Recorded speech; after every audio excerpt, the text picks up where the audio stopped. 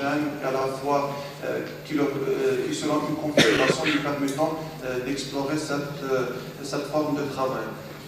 Deuxième forme de concrétisation de l'approche par les compétences dans une classe de FLE, c'est la présence des TIS. Autrefois, dans les anciennes méthodologies ou bien approches, c'était beaucoup plus en termes de langue que centré sur l'écrit.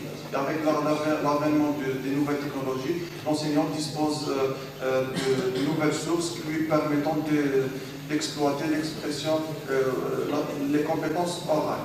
Donc, à travers des supports vidéo, audio et vidéo, parfois les deux audiovisuels. Donc, l'intégration de ces nouvelles technologies sont très importantes pour la réussite de l'apprentissage en termes de langue. Sauf que, actuellement aussi, le contexte national ne permet pas on va dire, exploitation optimale de cet outil-là. Pourquoi? Parce que tout simplement, nos salles ne sont pas équipées pour. Et nos enseignants, malheureusement, n'ont pas la formation pour utiliser ces technologies. Nous signalons aussi qu'il faut le reconnaître que l'enseignant qui a un certain nombre d'années de pratique, il se plaît dans un confort, on va dire, dans une routine. Donc, il est réticent, nos enseignants, nous-mêmes, on est réticents au changement. Donc, on peine à changer nos cours, nos supports. Donc, c'est un problème à prendre en considération.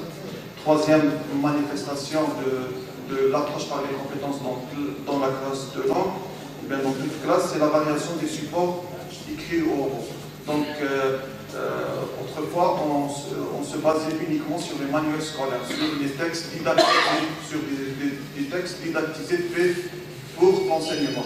Alors qu'actuellement, cette approche préconise l'utilisation de textes authentiques en vue de réaliser un enseignement contextualisé.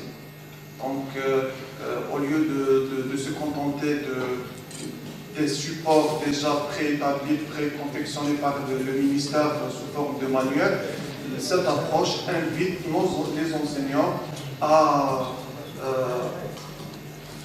proposer à leurs apprenants divers types de textes qui ne sont pas forcément destinés à l'enseignement, tels que les faits divers par exemple, les pièces théâtrales, donc, ou bien des enregistrements vidéo concernant une situation de communication bien particulière. Quatrième point, il concerne les activités des apprenants. Donc, à travers ce point, on va essayer de placer l'apprenant au centre de l'apprentissage et de faire en sorte qu'il contribue à son apprentissage. Comme les collègues l'ont déjà abordé, il s'agit de le rendre autonome. Cette autonomie, surtout, elle va lui servir dans l'auto-formation plus tard dans tout ce qui est formation professionnelle. C'est-à-dire qu'une fois qu'il est qu'il rejoint le marché du travail, il va s'auto-former. Ça va permettre à la société de réaliser des économies, de ne pas former forcément tous les professionnels aux nouvelles exigences. Donc, quand on aborde l'activité des apprenants, il faut les mettre au centre des apprentissages, les responsabiliser et les guider afin qu'ils réalisent ces apprentissages par eux-mêmes. Un autre point qui est très intéressant, l'évaluation. Donc, à travers, comme l'a dit notre collègue, il s'agit d'insister ou bien de mettre l'accent sur la formation, l'évaluation plutôt formative, à travers c'est-à-dire une évaluation, une forme d'évaluation permanente qui sert à déterminer le degré d'assimilation des savoirs pour que l'enseignant puisse réagir dans les médias, c'est-à-dire lorsqu'il est en train de dispenser son cours, à travers des questions, des tâches bien précises, il va essayer de réguler son apprentissage et de voir quel est le degré d'assimilation de son savoir. Parfois, si on vient à appliquer ce type d'évaluation dans le contexte universitaire, à mes yeux, je constate que nos collègues confondent quelque peu l'évaluation formative et l'évaluation continue. Il ne faut pas oublier que l'évaluation continue, c'est une forme d'évaluation sommative, elle est fragmentée, elle présente, c'est-à-dire c'est une évaluation sommative, mais elle est effectuée segmentée en plusieurs parties. Or que l'évaluation formative n'a pas de but, son but n'est pas de sanctionner positivement ou négativement l'apprenant. L'avant-dernier point, il concerne la variation des activités. L'enseignant aussi est invité à intégrer différents types d'activités dans son cours pour réaliser son apprentissage.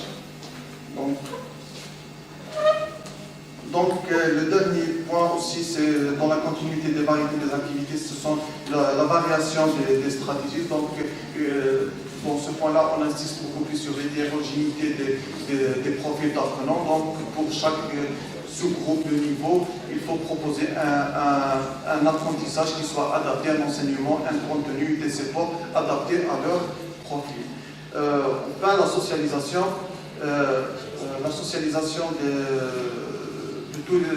des apprentissages. La socialisation, elle permet dans un premier temps de motiver les apprenants, c'est-à-dire lorsqu'ils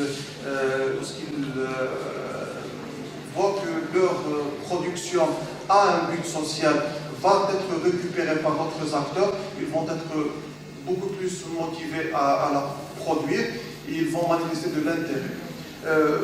Pour conclure, ce qu'on peut dire, oui, juste pour faire un parallèle avec le milieu universitaire et l'éducation, si l'approche par les compétences rime dans un contexte éducatif avec socialisation, parce qu'in fine, on cherche à ce que, en termes de langue, à ce que nos apprenants soient en mesure de communiquer convenablement et faire passer le message avec des locuteurs natifs.